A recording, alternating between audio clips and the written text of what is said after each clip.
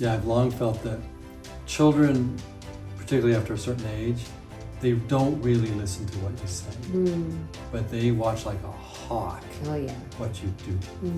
And so it's really, it's that sense of modeling that is so important. But I heard a great podcast recently about the future, right? What does the future hold for all of us? And it was just feeling that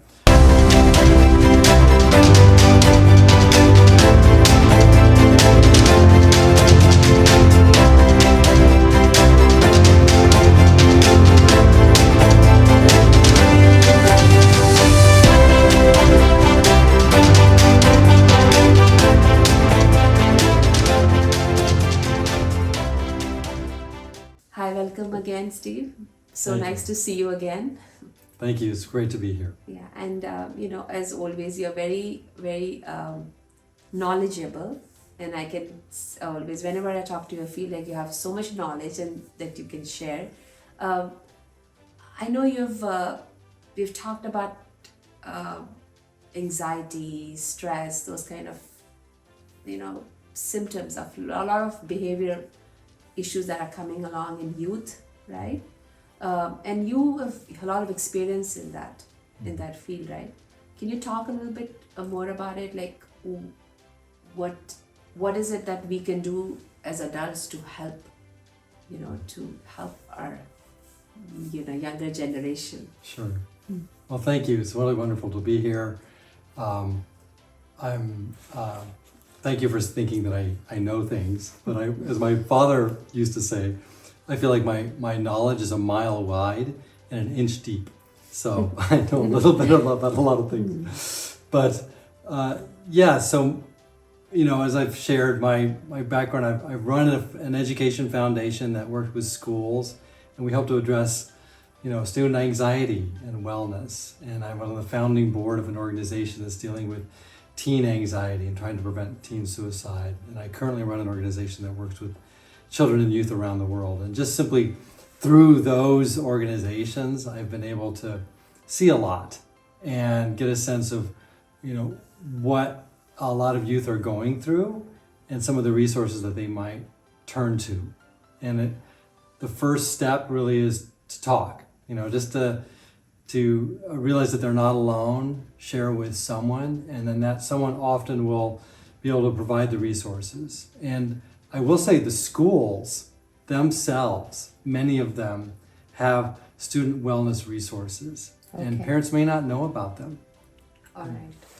So this is something which happened recently, right? Like wellness organized, like schools have some expert on their site where the kids can talk to. Before it was only counselors, right? Yeah. But now this is something that is it increasing awareness that's making them understand this need? Yeah, it right? really is, yes. Okay. And partly because they've seen the self-harm and the debilitating effects that anxiety and depression are having on those students. Okay. And so in the past, yes, you would have a student counselor, right? But those counselors were mostly geared towards finding what school, community college or credits and exactly, yeah. guiding them through that, right? Yeah.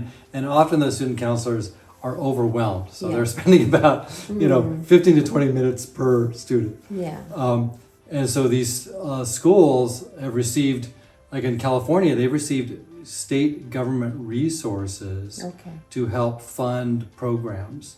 And so again, with all the schools that we were working with in our area through the foundation I was running, that we were able to help fund a wellness director. It was kind of a different title, but really a wellness director, and help fund 2 wellness centers at the high schools, just simply a safe place that these students can go to if they just need to stop. And sometimes they'll give them simple things to do, like have a coloring book, right? Again, to get them out of that back part of the brain that is just spinning with anxiety and bringing them into the frontal cortex, the executive part of the brain.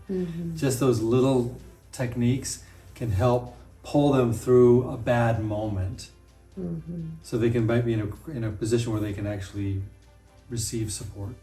So this is like the early stage, right? When if you're feeling low, you go to these wellness centers, and then like, at school, which and then you get some time. There must be some expert there you can talk to, right? Some staff there. Sometimes, I mean, Okay. just to be very clear about this, right? Okay. Some of them will have an expert, but sometimes they don't. But the Okay. wellness centers still have some value Okay. as a place to go to, right? Okay. All right. And frankly, many of these schools now, you're only allowed to be in the wellness center for a certain period of time because they don't want the students to take advantage of that, Yeah. right? And Yeah. just never go to class. Never so go to class. they want to keep them moving through, but it is a safe space. Okay. And even though often there won't be an expert in the wellness center, if they see the child go through more than once or they see an issue, they will contact Okay. someone. And most every school district has a professional or professionals who are able to talk with that student. Okay. If the student is comfortable, talk to the parent, talk to the teachers, Okay. so they recognize the situation. Okay. So we also talked about self-esteem, right? And that how that can help in the long run, right? How does that work, like in helping the kids? Sure. So many, well, if you think about the way school is run in, I think, many countries around the world, it's a fairly regimented way of learning. In the past, you sit at a desk, you learn what the teacher tells you to learn, there's a fair amount of memorization involved, etc. And there are many students who don't learn that way, Yeah. right? And so if they don't fit into that box, then often they feel like there's something wrong with them. But in some cases, it's the problem with the system that's not able to address and educate people in the way they need to be educated. And I don't blame the schools. You can't, be all things to all people, but it is an issue. And so I think that as a result, you take that and you combine it with social media, Yeah. where all these people are posting images of perfection that the child will never achieve. And within the social media framework, you have there's going to be mean girls and mean boys. There just are. They exist, and a lot of times they will dominate, and they often have all issues of their own. If you were to ask, Yeah. if you were to uncover, those kids are in a bad way, but they take it out on others, and so you have this toxic mix. Yeah. And so that's what's contributing to all this. So then what we also talked about, something like professionals can share with them, like professionals, like the hope. How do you give, actually I'll rephrase that question. How do you give hope to the kids that it's going to be okay? Right. You're going to have some career, you're going to have some job, it's going to be okay. How does the system allow that to happen? Like, how does the system do it? Yeah, that's a great question. I would suggest maybe there's two things. So one, my wife actually runs an organization called dovetaillearning.org. How do you spell it? Dovetail Dovetail. Learning. So Okay. dovetaillearning.org. Okay. And they have a great program where they teach adults and youth how to manage their anxiety, things that they're going through. Okay. And one of their techniques is to help people recognize that they have protective patterns that may have gotten them through youth, right? Okay. Like I might have a protective pattern of I've learned to avoid things. And that got me through my childhood, as an example. Yeah. But as an adult, you can't just keep avoiding things.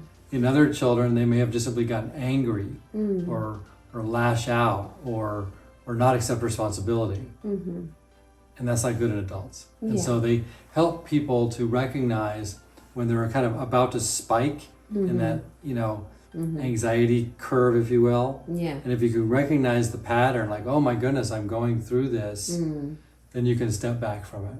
Okay. And so that level of awareness, just have a kind of a level of curiosity Okay. about what you're going through, that can be very helpful, along with those techniques that I shared, like snapping fingers or changing focus to get yourself in the frontal cortex. So that's the aspect of just kind of getting through the moment, which is often challenging. Yeah. And then the second part is this idea of, I think, if we can give young people a vision of a future, Okay.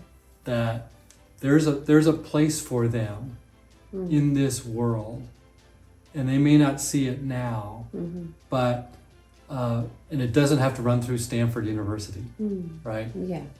And so if we can give them that vision, that are building on their talents, their inherent talents. Maybe they're good with woodworking. Yeah. Skills. Yeah, God knows I'm not, but Yeah. some people are. Yeah. Great. Build on it. Let's do that, Yeah. right? Yeah. But we need to be more proactive, I think, Yeah. in helping youth see what future they might have. So basically, what you're saying is that giving them that hope Yes. that you're going to be okay too. Yes. We don't have to all be like, at one level, and there are different ways to reach, That's right. your potential, right? That's right. It's not just one way. And also sometimes it's not even a linear graph. That's It right. could Yeah. be, it could be like a, You could try this for a You few could try- years and try that for a few years, Yeah. and just simply the fact that social media is not reality, right?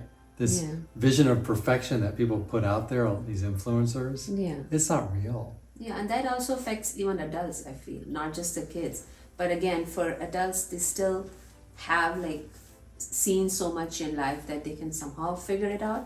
But for kids, it's because they are still discovering life. Yeah. So as adults, as you said, if we provide them some hope, Yes. then that helps them to kind of pass through these hurdles, right? That's Easier. right. Yes, that's right. Right. Yeah, and a hope that is based on a talent that they might have, Yeah.